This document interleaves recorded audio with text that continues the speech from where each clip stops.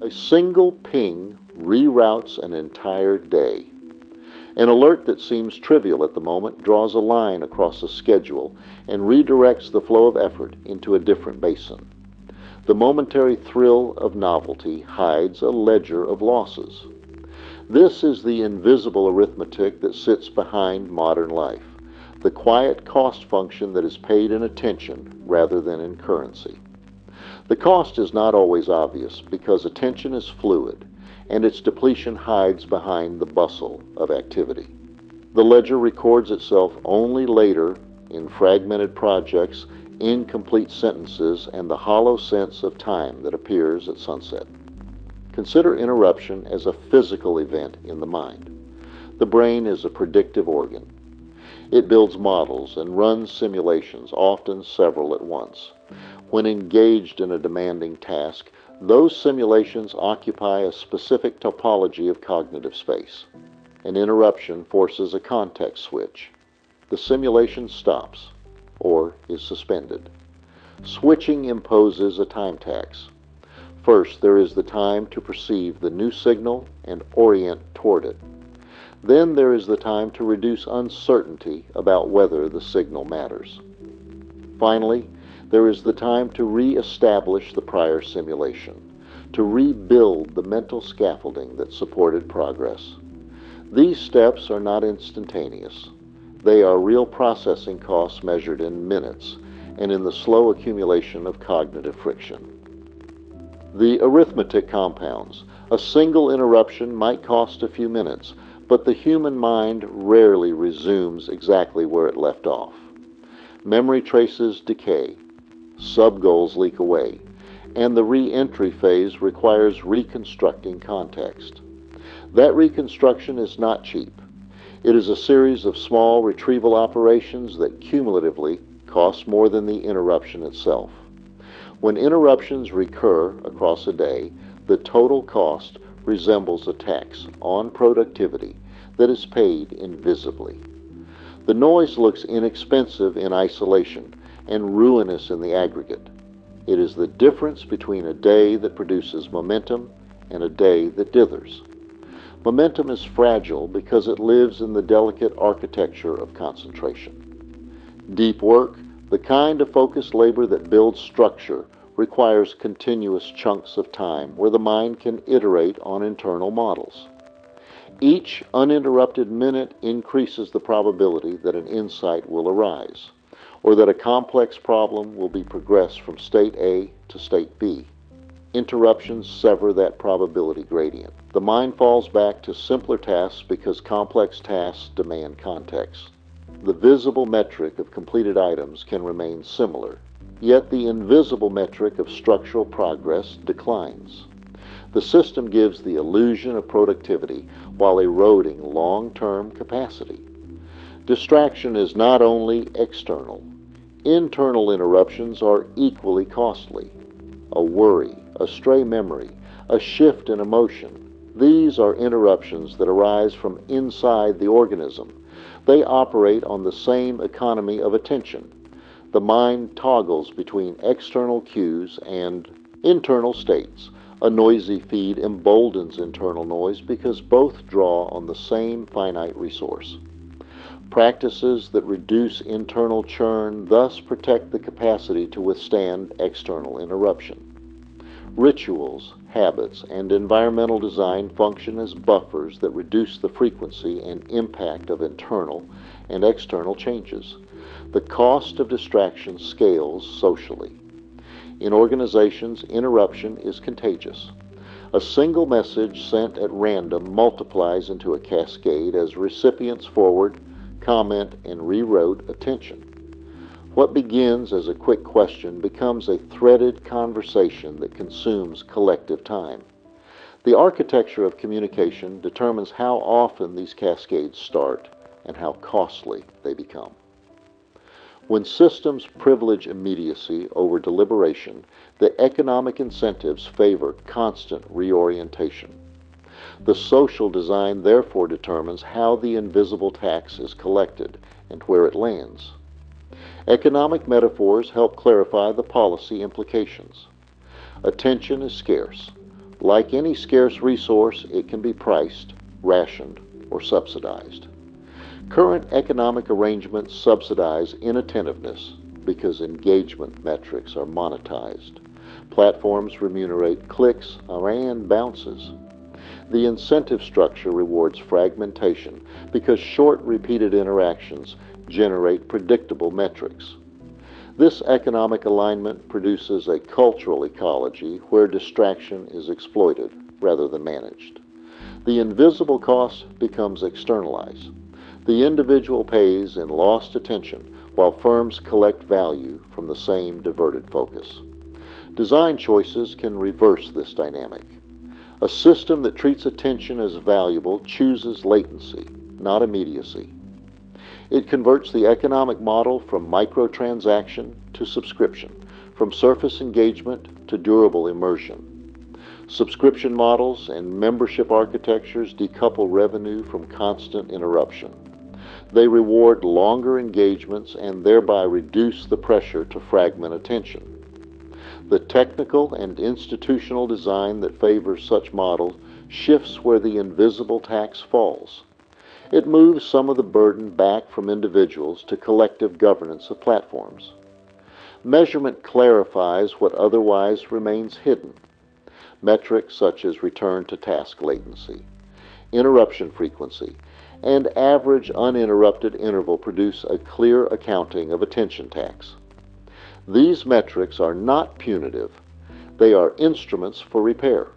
When organizations measure the cost of context switching, they can redesign workflows, reframe norms about immediate responsiveness, and allocate attention budgets.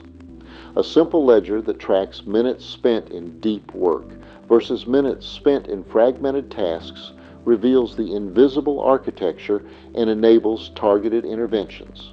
There are practical countermeasures that operate at multiple scales. At the individual level, defensive architecture means building environments that reduce interruptive stimuli. Physical cues, such as a closed door, dedicated device mode, or a visible sign indicating focus reduce accidental interruptions. Cognitive cues, such as pre-commitment to tasks, ritualized startup sequences, and externalized context notes reduce re-entry cost. The method is to reduce the entropy present at the moment of interruption and to create cheap checkpoints that allow swift reconstruction. At the team level, coordination protocols matter. Synchronous immediacy should be the exception, not the default. Teams that establish clear windows for collaboration and that treat messaging as an asynchronous pipeline outside those windows reduce the social spread of interruptions. Simple rules about expected response times, along with tools that batch notifications, create predictable rhythms. Predictability transforms attention from a continuously taxed variable into a managed budget with refill cycles. Teams that manage attention in this way produce deeper outputs and reduce collective fatigue. Institutional design adds another layer. Organizations can build policies that privilege concentration time. For example, companies can set days without meetings or zones of silent work on calendars. Libraries and study centers can institute visible design rituals that signal focus is in effect. Schools can teach the craft of attention as a core skill, not an add-on. A civic infrastructure that provides public quiet spaces and predictable communal rituals for focus extends attention justice beyond individuals to communities. Access to environments that permit sustained attention is not merely a luxury, it is a public good. The cultural framing of urgency requires revision. Urgency, honed by the evolution of survival, was adaptive when information traveled slowly and errors had immediate consequences. In the present ecology, the psychology of immediate threat is frequently triggered by trivial signals. The reflex to respond now is misaligned with the actual stakes of many messages. Cultures that cultivate a tolerance for delay and a capacity to prioritize reduce the psychic tax induced by constant reactivity. The virtue is not indifference, it is calibrated discernment. It is the habit of asking whether a signal requires immediate action and of reserving the most precious resource, concentrated attention, for tasks that genuinely need it. Technology can act as adversary and ally. Interfaces that nudge toward extended sessions, that require a deliberate choice to exit focus modes, and that batch incoming signals can protect attention. Features such as scheduled delivery of non-urgent messages or summarized digests reduce the number of context switches. The design ethic is to insert friction where opportunistic disruption would produce large costs and to remove friction where deliberation benefits from ease. The challenge is to align interface incentives with the long horizon of human flourishing rather than with the short horizon of engagement metrics. There is a social justice dimension. Not all lives enjoy the same capacity to shield attention. Those in precarious employment, crowded housing, or with caregiving burdens cannot easily institute the environmental buffers that protect focus. This inequality translates into differences in the ability to acquire skills, to learn deeply, and to participate in deliberative public life. Addressing these inequities requires public investment in restorative spaces, workplace policy that respects concentration, and social programs that reduce the external noise that disproportionately burdens the vulnerable. Attention equality is a necessary condition for fair participation in civic and economic life. An invisible cost of distraction shows up in learning. The memory consolidation process depends on cycles of deep attention followed by sleep-based consolidation. When attention is fragmented, the information never achieves the stable encoding required for transfer into long-term memory. Students scrolling between feeds during study sessions accumulate illusions of exposure without achieving durable understanding. The educational architecture must therefore teach attention as an instrument of learning, provide environments that permit sustained practice, and design curricula that respect cognitive recovery. The craft of learning is as much about time architecture as it is about content. Creativity bears a special tax. Complex creative insights often require incubation and recursive iteration. Interruptions prevent the mind from entering the incubation rhythm that allows subconscious processing to recombine elements into novel arrangements. The economics of creative labor thus suffers more than the economics of routine tasks when attention is eroded. Creative professions require institutional routines that protect blocks of deep, uninterrupted time. The moral case for these protections is practical because creative output drives cultural and technological progress on long timescales. The cognitive ecology of the household is also affected.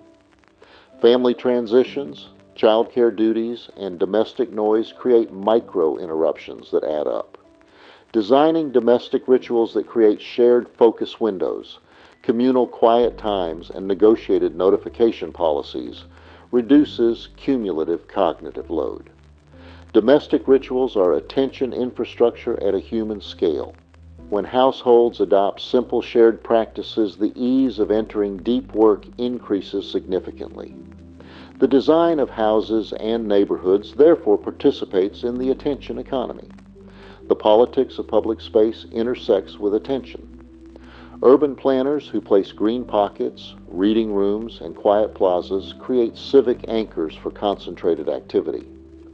Public transit systems that offer reliable travel time and comfortable seating allow passengers to use time predictably rather than wasting effort on constant scanning. Libraries that provide focused study rooms extend the public capacity for concentration. Investing in these public goods is an investment in the collective ability to think. to deliberate, and to create. A different set of harms emerges when attention is hyper-monetized. Platforms that optimize for engagement create feedback loops of escalating stimulation. Novelty begets novelty, and attention becomes a commodity to capture. The long-term effect is cultural short-sightedness. Institutions that place high value on immediate engagement undervalue maintenance, long-term planning, and repair. The invisible tax thus becomes a cultural tax that erodes society-level capacities. Correcting this requires not only design changes in platforms, but regulatory frameworks that align the incentives of platforms with public interests. Ethical design principles start with humility. Attention is fragile and distributed. The first rule is to minimize unnecessary interruption. The second rule is to create clear signals about intent and urgency. The third rule is to design for reversibility and repair. When a communication system makes errors, it should be easy to trace and to fix. The fourth rule is equitable access. Systems that protect attention should be available broadly rather than reserved for those with resources. These principles create an ethic for the architecture of systems that govern public and private attention. Measurement again supports governance. Aggregate metrics about attention distribution across populations and about disparities in access to quiet spaces and focus time create data that policy can respond to. Evidence that shows attention deserts in certain neighborhoods or sectors makes the problem public and actionable. Policy levers such as zoning for restorative spaces, subsidies for community study centers, and workplace standards for focus protection become plausible once the invisible cost is rendered visible through data. There is a deeper philosophical angle. The structure of modern distraction challenges a fundamental commitment to depth, to sustained care, and to the long now. The present moment invites speed. The temptation is constant. Building a culture that values depth requires rituals and institutions that honor time. Rituals act as cultural scaffolding. Institutions codify practices. Technology can become an ally when its incentives are reshaped. The argument is not against novelty or play. The argument is for balance. Attention is a medium in which meaning is formed. If the medium is corrupted, the content of life flattens into entropy. A practical thought experiment helps clarify priorities. Imagine an organization that measures the deep work minutes per employee and treats that as a strategic resource. What changes when leaders prioritize the replenishment of that resource? Meeting schedules are pruned, communication windows are set, quiet periods are protected.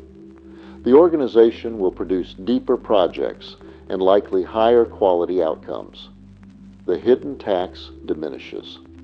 The mental economy of the workplace shifts from constant transactional activity to sustained generative work. That small policy shift becomes a structural lever for competence. The same applies at a civic scale. When a city chooses to designate hours for community repair, to staff public study centers, to subsidize quiet transformation of underused buildings, the collective capacity for reflection grows. The invisible cost is paid less because the public infrastructure reduces individual burdens. The investment in shared attention becomes a multiplier for civic problem solving. A society that values long-term thinking implicitly subsidizes time to think. Finally, the personal practice of attention stewardship is an ethic as well as a technique. It includes simple rituals that create checkpoints for reentry. It includes commitment devices that reduce impulsive responses. It includes the humility to request delay and the discipline to protect focus. But it also includes advocacy because many structures that erode attention lie outside individual control. Collective action to redesign workplaces, platforms, and public spaces is part of the practice. Stewardship is both private and public. The invisible tax is systemic, and systemic problems require systemic repair. The arithmetic of attention is the arithmetic of possibility. When attention is protected, complex projects mature. Communities' deliberate and creative practices flourish. When attention is fragmented, the present becomes a procession of microtransactions, and long arcs of meaning evaporate. The policy, design, and cultural choices that shape attention are therefore choices about what kinds of futures are possible.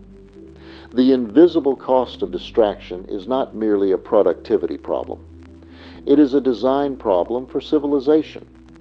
Reducing that cost is a technical task, an ethical obligation, and a practical strategy for creating space where ideas can grow, where repair is possible, and where time can be shaped into something resembling a life rather than a blur.